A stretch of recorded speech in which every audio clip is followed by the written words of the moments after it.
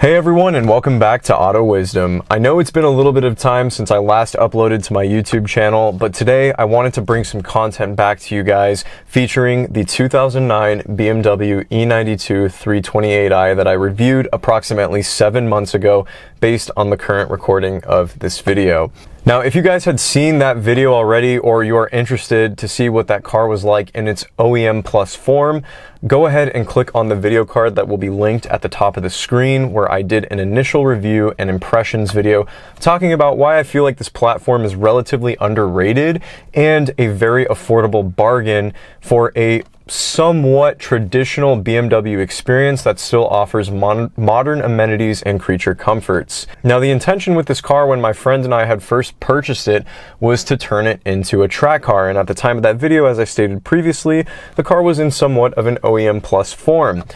Since then, in those last 7 months, this car has undergone some fairly significant changes to prepare it for the racetrack and for intense racetrack use, and there will be a full mod list featuring all the upgrades and pretty much everything that we have done up to this point on the car in the description box down below. So in the following videos, you guys will see some more track content and track footage, because I would like to somewhat document this build series for the channel, and the regular car reviews that you guys have all come to know and love on Auto Wisdom are still very much here to stay, and stay tuned for more content with those featured cars in the not too distant future. So with all that being said, let's go for a quick drive and just kind of cover this car in its much newer form. And man, I don't know if you can hear that on the camera, but it sounds so freaking awesome. So I hope you all can hear me well on camera.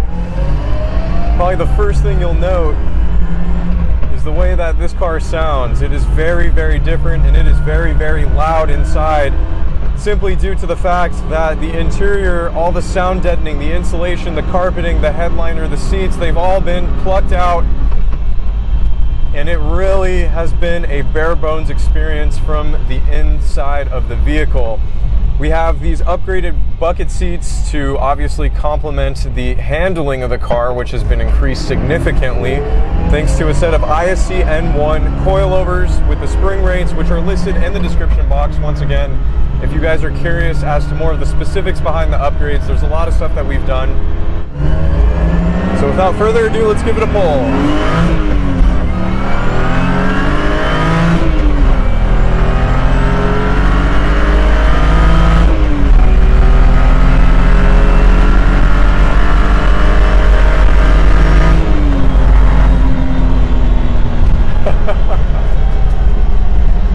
Oh, this thing is insane. So, as you guys could probably hear, there's a lot of whining noises, a lot of like differential and transmission whine, and a big reason behind that is simply due to the solid aluminum mounts that this car has. We've installed solid aluminum differential bushings, transmission bushings, or transmission mounts rather, solid engine mounts.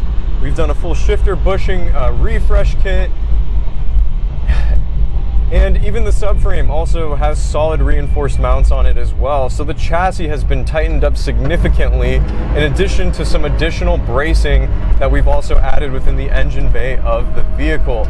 This car feels really tight. It feels rock solid in terms of the overall chassis dynamics, the torsional rigidity, and it is quite an intense experience. I really hope it's translating over camera, although it is tough to kind of experience what this car is like through the video.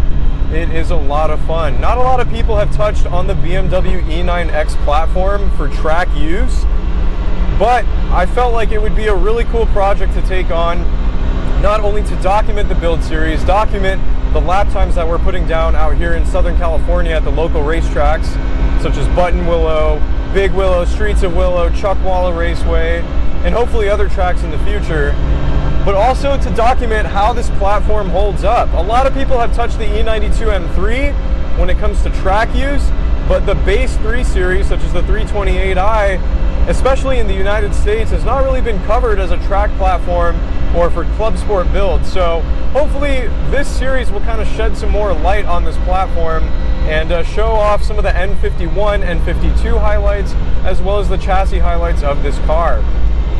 I would say now with the additional weight reduction mods that we've done, the curb weight is probably sitting somewhere around 3,150 pounds with no driver and about 3/4 of a tank of fuel. Haven't gotten a chance to weigh the car officially yet, but that's just a rough guesstimation. I'd say we've taken out probably close to 200 pounds out of this car, and it was a relatively simple stripper spec from the get-go. Excuse the sound of those squealing brakes. 6-speed manual transmission, single hump dashboard, it had manually adjustable seats, but since then all that stuff has been yanked out. We still have more weight reduction mods that need to be addressed, such as a lightweight battery. We still got to pull out the sunroof along with the glass and the electric motor. That's probably like another 30 to 40 pounds. The battery, probably another 50 pounds or so. Could use some lightweight door panels, removing some more wiring and airbags, a smaller diameter racing steering wheel, and just some other things, perhaps a carbon fiber hood, I think can help us shed close to another 80 to 100 pounds or so off of the vehicle. It's also important to mention that we did address the brakes significantly, which are a big shortcoming on the 328i platform. So they have really tiny, floating calipers with really small brake discs for this car. And the E9X chassis is a bit of a porker. It's not super light like the E46 and E36, which you can really easily get those cars under 3,000 pounds in terms of curb weight.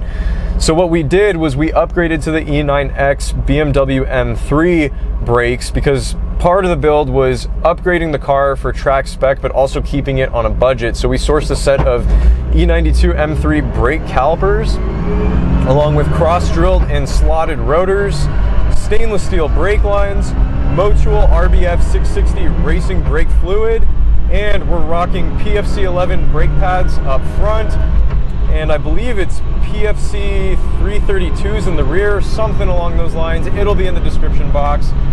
And that has significantly transformed the braking power of this car.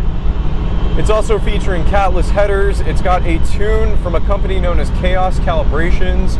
The car is now running on full E85, and we were able to do that courtesy of the tune along with S65 upgraded injectors. Power should be somewhere around 230 to 240 wheel horsepower. So you're looking at probably around 275 horsepower to the motor, which is healthy power for track use. Nothing crazy, but it's very manageable, and it's still relatively quick, especially with some of the weight reduction mods. Got a set of Apex EC7 wheels on all four corners. We went with some Accelera 651 Xtra Sport R compound tires. Supposedly they're 100 tread wear. They're not that bad on track. They're like kind of a cheap budget tire, but I would like to experiment with some more aggressive and tried and true R compounds in the not too distant future. Perhaps the Man King CRS, the Yokohama Advan AO52, or the Kumho V730. Those also seem to be a relatively budget-friendly track option when it comes to tires. I'm really excited to document the rest of this build for you guys. This car is so fun in so many ways. Expect some track videos. I'll show you guys the initial track hot lap when we took the car to Streets of Willow for the first shakedown. That was a lot of fun, and the car put down a decent lap time for what it was, and I hadn't been on track in so long. It was my first time going out on track in this car, first time driving a manual car out on track, which was a very unique experience in its own right. But man, this car is fun. Oh, and the big kicker is that we have a full custom straight pipe setup for when we go to the track. Right now the car is running a factory 328i muffler just to keep it a little more street friendly and street oriented, but we have a custom bolt-on muffler delete section that effectively just straight pipes the car all the way from the headers back. So Catless headers, secondary cat delete, resonator, muffler, all of it's gone. It sounds incredible, and you'll see that in the GoPro footage from the track day. So with all that being said, guys, that's a little update. I can't wait to get some more content out, some more car reviews for you guys. I hope you enjoyed this video. If you did, please be sure to give it a thumbs up, as well as subscribe if you are new here to the channel for more awesome automotive content. And we'll do a final send with one last pull with the 328i E92.